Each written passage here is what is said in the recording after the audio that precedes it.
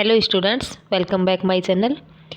आज हम पढ़ेंगे संस्कृत व्याकरण के अंतर्गत एक टॉपिक है प्रश्न निर्माण करना, जो बहुत ही महत्वपूर्ण टॉपिक है और वह एग्ज़ाम में ज़रूर आता है। चाहे कोई भी एग्ज़ाम हो, कंपटीशन एग्ज़ाम हो, चाहे 6, 7, 8 में, इनमें तो आता ही है प्रश्न निर्माण करना। उत्तर दिया हुआ होगा संस्कृत में और फिर उसका संस्कृत में प्रश्न बनाना पड़ता है।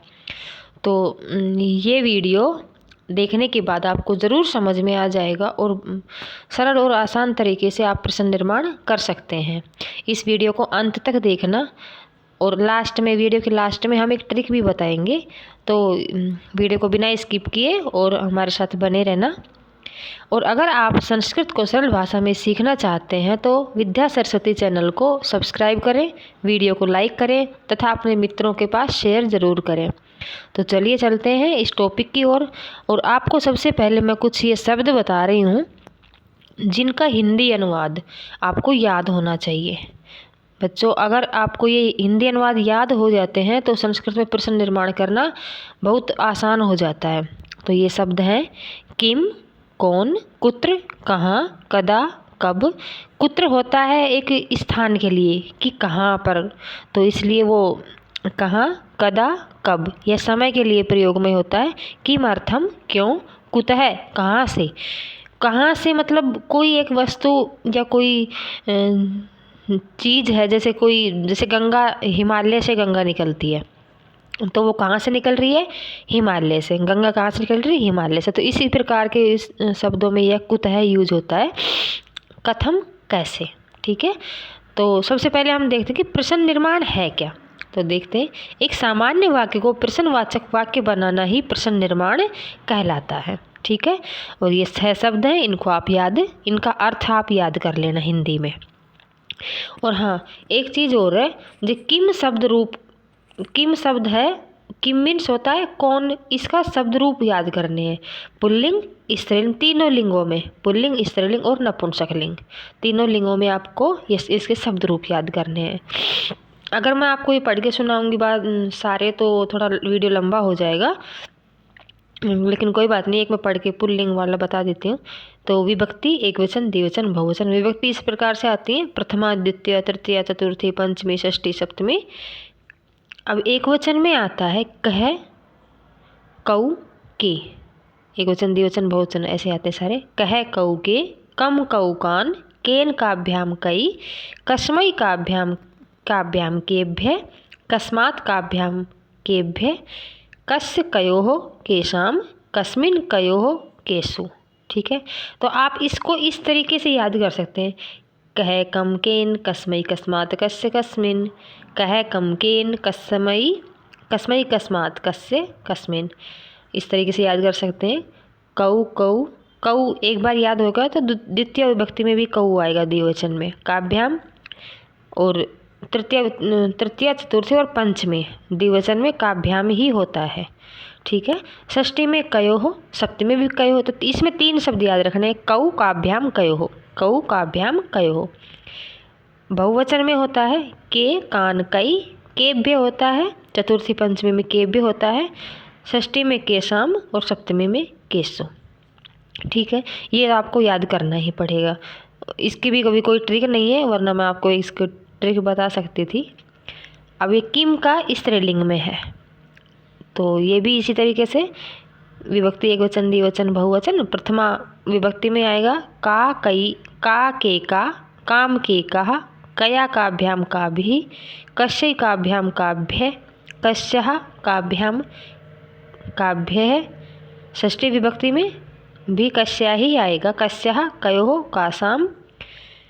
सप्तमी कस्याम, कयोः, कासु।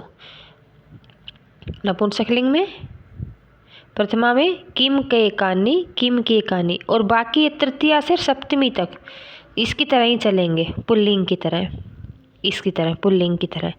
तो सिर्फ आपको 2 ही याद करने पड़ेंगे, तीसरा तो पुल्लिंग की तरह ही चलेगा, सिर्फ 2 विभक्तियाँ, किम, के, कानि, किम, के, कानि। ठीक है, तृतीया से सप्तमी तक किम के रूप पुल्लिंग और नपुंसकलिंग में एक समान चलते हैं। ठीक है, अब हम देखते हैं इसका कि हमें किस प्रकार के प्रश्न आएंगे एग्जाम में, तो हमें किस प्रकार से करने पड़ेंगे। देखिए, किम है, तो किम का मतलब होता है क्या। ठीक है, रामः फलम खादति, तो ये फल पे अंडरलाइन किया हुआ है, तो रामः किम खादति, राम फल खाता है, रामः किम खाते, राम क्या खाता है, राम फल खाता है। लता पत्रम लिखती, लता क्या लिखती है, पत्र, तो इसका उत्तर क्या हुआ, लता किम लिखती। कुत्र मीन्स कहाँ, महेश है विद्यालयम गच्छति, महेश कुत्र गच्छति, जो शब्द अंडरलाइन दिया किया हुआ है उसी के अनुसार ये करने हैं। फलानी वृक्षे सन्ति, फल वृक्ष पर होते हैं, फलानी कुत्र सन्ति, फल कहाँ लगते हैं, कहाँ होते हैं। किम, किम होता है कौन, मोहन है ग्रामम गच्छति, ग्राम में कौन जाता है, मोहन है, तो कह ग्रामम गच्छति। छात्रौ पत्र है, पत्रम लिखता है, तो छात्रौ। अब देखिए किम का हमने अगर रूप याद किया हुआ होगा तो मोहन क्या है, पुल्लिंग, तो पुल्लिंग का एक वचन, पुल्लिंग का एक वचन और प्रथमा विभक्ति। ठीक है, तो क्या आएगा, कह, कह ग्रामम गच्छति, मोहन। अगर मोहन की जगह कोई स्त्रीलिंग शब्द होता यहाँ पर, तो स्त्रीलिंग शब्द का क्या आता, का, जैसे मोहन ग्रामम गच्छति, जैसे सीता ग्रामम गच्छति, तो का ग्रामम गच्छति, यानी कि कौन गांव में जाती है, इस प्रकार से इसके कोई, इसीलिए ये याद करने पड़ेंगे हमें।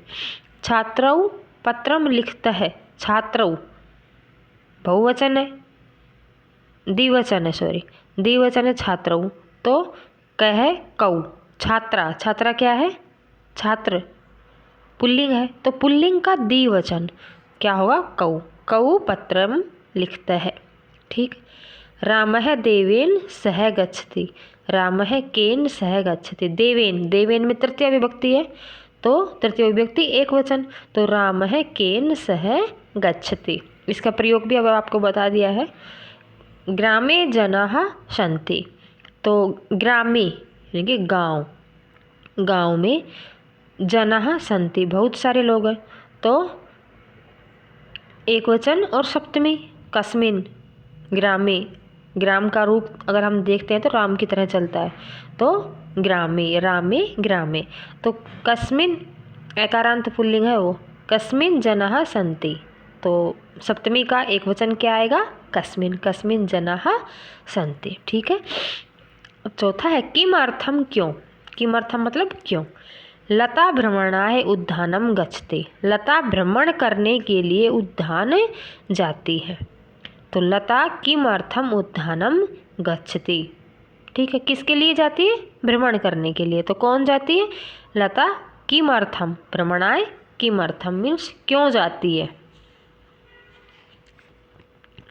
मंत्री सेतु उद्घाटनार्थम आगच्छति, मंत्री सेतु का उद्घाटन के लिए आते हैं, तो किसके क्यों आते हैं, उद्घाटन के लिए, तो उद्घाटन वाले शब्द के स्थान पर आ जाएगा किमर्थम। ठीक, कुतः कहाँ से, कुतः मीन्स कहाँ से। गंगा हिमालयात् प्रभवति, गंगा हिमालय से निकलती है, तो गंगा कुतः प्रभवति।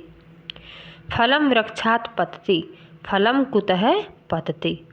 कदा कब, रामः प्रातः काले भ्रमति, रामः कदा भ्रमति, कदा में समय वाला शब्द आएगा इसमें, कब, तो प्रातः काले की जगह आ जाएगा कदा। गीता अष्टवादने विद्यालयम गच्छति, गीता अष्टवादने विद्यालयम गच्छति, गीता कितने बजे विद्यालय जाती है, अष्टवादनम।